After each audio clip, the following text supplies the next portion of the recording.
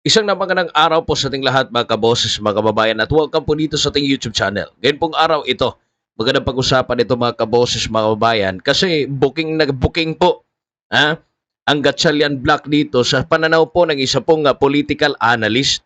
Sikat po ito na political analyst mga kaboses, mga kababayan na kailangan din po natin pakinggan ito pong kanyang pananaw at hindi po pwede na talaga pong baliwalain natin ang mga posibilidad na ito mga kaboses, mga bayan at pagtahi-tahiin natin yun pong purpose talaga no ng Gatchalian Black. Bakit pinipilit nilang makaupo o talagang pinagsisikapan talaga nila mga kaboses, mga bayan na makaupo kasi meron pala talaga silang masamang balak. Pakinggan po natin mga kaboses, mga kababayan ito pong ulat na ito. Ano po?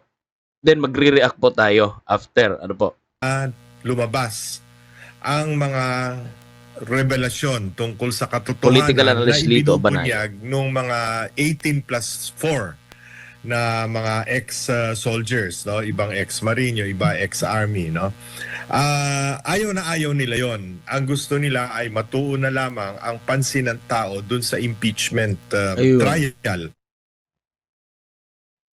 Naniniwala ang isang political analyst na may kaugnayan sa cover-up sa investigasyon ng flood control anomaly ang pagpapalit ng lider ng Senado. Ibinahagi rin niya ang kanyang pananaw sa impeachment proceedings laban kay Ayan. Vice President Sara Duterte. Narito ang balita.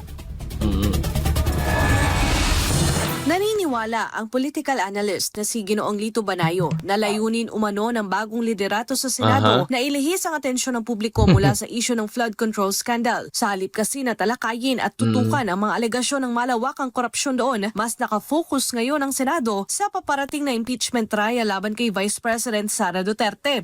At kung mapapansin niyo po talaga, 'di ba? Yung laman ng balita ngayon puro na sa impeachment trial. Hindi na po natin masyado naririnig ngayon ito pong flood control scandal. Lalo pa meron pa pong ibang mga issues. Ano po? Na pinag-uusapan ngayon dito sa bansang Pilipinas natin. Mga kaboses, mga kababayan. So, instead na yung focus natin na hindi pa natin natapos at hindi pa natin natumbok yung mga mastermind doon po sa flood control project, mga kaboses, mga kababayan, ngayon po yung nililihis. Ano po? At halatang halata po yan, kahit hindi po nila sabihin, okay, nilihis namin. Kahit hindi po nila yan aminin, nahahalata po natin, mga kaboses, mga kababayan. Kasi nga, yun yung direksyon nila. At halatang ayaw na po nila pakinggan, yun pong flood control project. Unang-una po, sinabi po yan ni Erwin Tulfo. Di ba? Ayaw na nila mag-investigate sa flood control, mga kaboses, mga kababayan.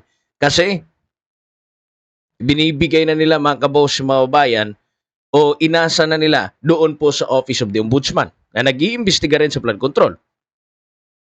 At mantakin niyo po ito, si Escudero, Senator Villanueva, Erwin Tulfo, mga kaboses, mga kababayan, Kiko Pangilinan, allegedly, binanggit po ng 18 Marines, 18+4 Marines, mga kaboses, mga kababayan, na hinggil po doon sa kickback issue doon po sa flood control project. Ano po?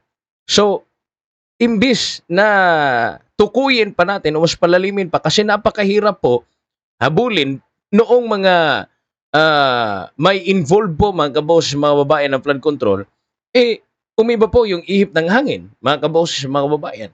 Dito po sila nakatuon ngayon sa impeachment trial, mga kaboses, na majority ng mga tao ay mas priority dapat. Ano po yung flood control? Kasi billion-billion yun eh.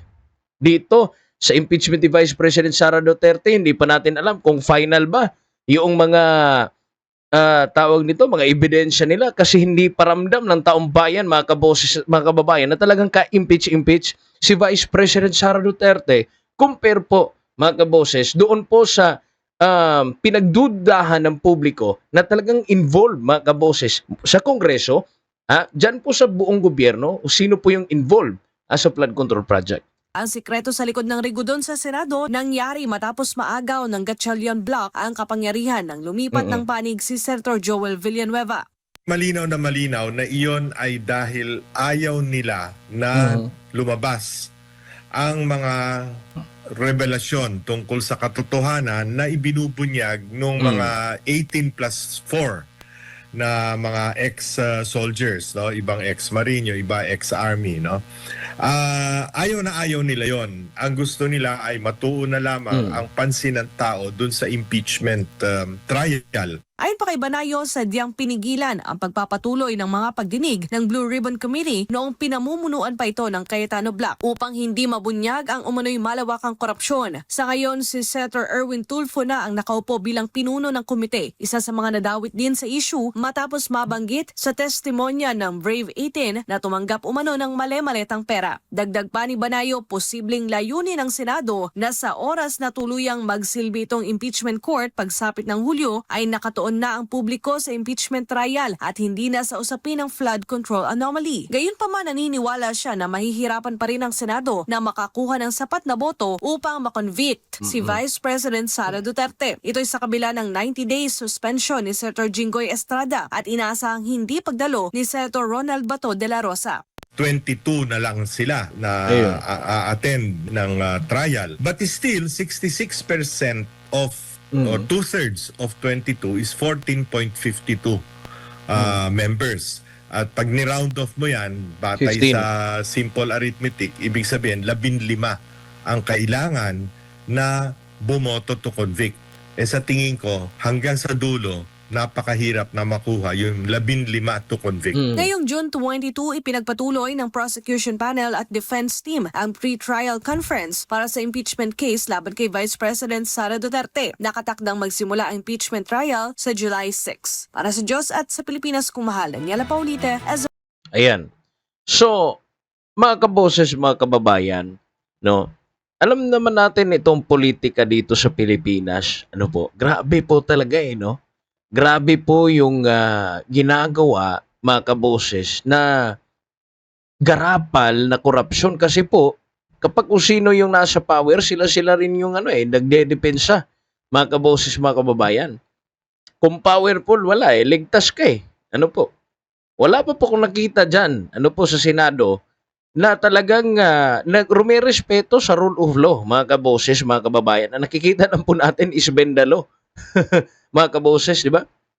Hilig po sila sa bendalo. Yung bendalo pa, yun pong nangulo, mga kaboses, sa Blue Ribbon Committee ngayon. Pero wala naman pong ginawa kasi po ayaw niya pong habulin yung flood control scandal. Bakit ba? Kasi kung wala kang tinatago, mga kaboses, mga kababayan, gagawin mo lahat para sa hustisya, ng taong bayan. At nakikita po tayo ng taong bayan ngayon. Hindi po porke may power ka, wala ka nang pakialam dyan sa taong bayan. Kaya po dapat mag-ingat. Ito pong ating mga mambabatas. Kasi po, delikado po kapag ang taong bayan na magsalita. Mga kaboses. Napakarami na po mga political analyst ang nagsabi ganito, ganyan.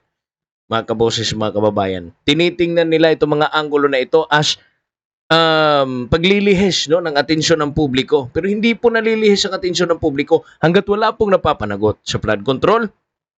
Mananatili po yan sa utak ng taong bayan. Imagine, bilyon-bilyon. Ang kinurakot po, mga kaboses, mga kababayan.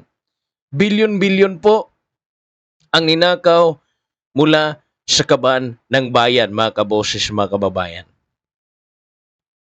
Akala nyo ba'y makakalimutan ng taong bayan yung garapal na nangyayari ngayon?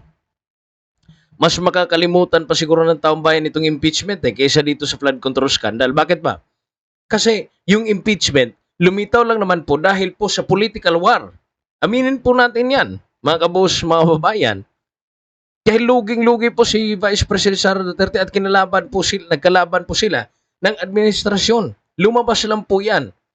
Pero itong flood control scandal, mismong presidente pa nagsabi nito at napakarami pong nawendang, marami pong tumakas na hanggang ngayon, mga kabos, mga babayan, hindi po natin nakikita. Zaldi ko, hindi pa nakikita. Pero si Vice President Sara Duterte, andyan pa rin. Nag-act as Vice President, mga kaboses, mga kababayan. Hindi po nagtatago. Haharapin po niya kasi wala rin po siya magagawa Andyan na yan Talagang haharapin kasi kung wala kang tinatago, haharap ka, mga kaboses. Diba? Dadaan ka sa proseso, mga kaboses, mga kababayan. Ngayon, kung may tinatago ka, gagawin mo rin ang lahat Ha? Para mas maitago mo pa at hindi mahalongkat. Kaya hindi mo mabiblame yung taong bayan na ganito ang pananaw nila. Na itong Gatchalian Black, diversionary tactic lang. Yun pong target nila, mga kaboses, mga kababayan. Na ilihis ang atensyon ng publiko. Gaya po na sinabi ng isa pong political analyst si Sir Lito Banayo, mga kaboses, mga kababayan. So kayo, ano yung reaksyon ninyo, opinion at suhestyon regarding po sa napag-usapan po natin ngayong araw, mga kaboses, mga kababayan? Hit the subscribe button, like and share, mga kaboses, para marami pong updated sa mga pangyayari po dito sa ating bayan. At tayo po magbibigay ng mga reviews regarding po sa mga nangyayari sa usaping pampolitika, pang-ekonomiya o ano pa, mga kaboses, mga kabayan. God bless po sa inyong lahat. Ako po si Kaboses Wids at ito po ang Standpoint Analysis.